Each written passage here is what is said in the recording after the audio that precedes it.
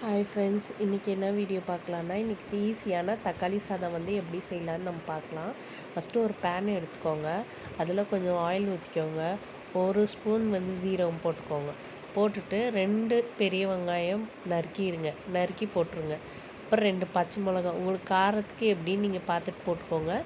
அப்புறம் கருவேப்பிலை போட்டு நல்லா வணக்கிடுங்க. நல்லா வணங்குற அந்த ஸ்டேஜில் அந்த டைமில் கொஞ்சம் உப்பு போட்டுருங்க. உப்பு போட்டு நல்லா வணங்கட்டும் ஃப்ரெண்ட்ஸ்.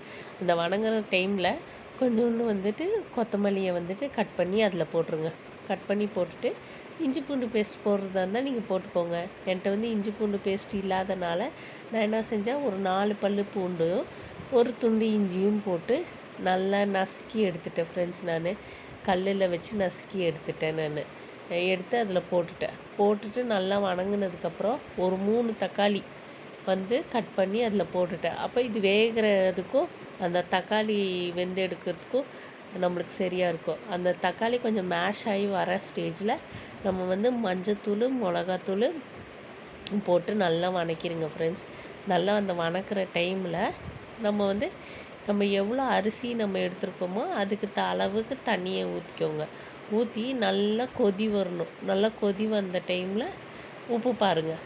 உப்பு பார்த்துட்டு அதுக்கப்புறம் நீங்கள் தண்ணி நல்லா இது ஆனதுன்னா அரிசியை நல்லா வடிகட்டிடுங்க. வடிகட்டிட்டு அதுக்கப்புறம் அரிசி போட்டுட்டு ஒரு 3 விசில் விட்டுருங்க ஃப்ரெண்ட்ஸ். நீங்கள் 3 விசில் விட்டதுக்கப்புறமா கொஞ்சமாக நெய் ஊற்றிட்டு இறக்கிடுங்க. இது தான் ஃப்ரெண்ட்ஸ் டொமேட்டோ தக்காளி சாதம் இப்படி தான் செய்வோம் நாங்கள். ஈஸியாக உங்களுக்கு சொல்லியிருக்கேன். இது யாருனாலையுமே நம்ம செஞ்சுக்கலாம் ஃப்ரெண்ட்ஸ். இது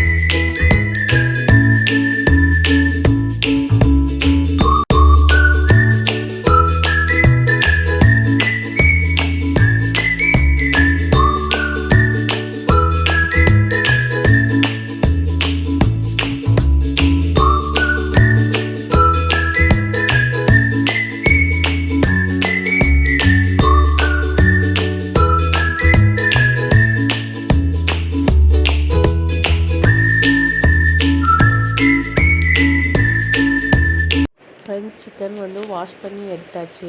இந்த டைமில் நான் 1/2 kg சிக்கனுக்கு தான் உங்களுக்கு சொல்கிறேன் ஃப்ரெண்ட்ஸ். நான் இஞ்சி பூண்டு பேஸ்ட் எடுத்துக்கோங்க. அதுக்கப்புறம் 65 மசாலா இருந்துச்சுன்னா அது ஒரு 3 டேபிள் ஸ்பூன் போட்டுக்கோங்க. மஞ்சத்தூள், மிளகாத்தூள் அது ஒரு ஸ்பூன் போட்டுக்கோங்க ஃப்ரெண்ட்ஸ். அந்த டைமில் 2 ஸ்பூன் கார்ன்ஃப்ளவர் மாவு போட்டுக்கோங்க. தேவைக்கு ஃபுட் கலரை சேர்த்திக்கோங்க. அதுக்கப்புறம் ஒரு முட்டை உடச்சி ஊற்றிட்டு நல்லா மிக்ஸ் பண்ணிடுங்க ஃப்ரெண்ட்ஸ். மிக்ஸ் பண்ணி ஒரு 10 மினிட்ஸ் ஃப்ரிட்ஜுக்குள்ளார வச்சுக்கோங்க. வச்சுட்டு அதுக்கப்புறம் நீங்கள் செய்யறதுக்கு ஒரு 10-20 நிமிஷம் முன்னாடி அதை எடுத்து நல்லா மிக்ஸ் பண்ணி வச்சுருங்க.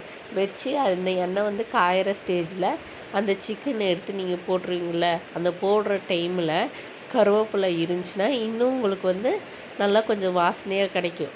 உங்களுக்கு வாசனையாக சாப்பிட்றதுக்கு கொஞ்சம் நல்லா அந்த ஹோட்டல் ஸ்டைல் மாதிரி உங்களுக்கு கிடைக்கும் ஃப்ரெண்ட்ஸ். அந்த சிக்கன் 65 இது நீங்கள் ட்ரை பண்ணி பார்த்துட்டு நீங்கள் சொல்லுங்கள்.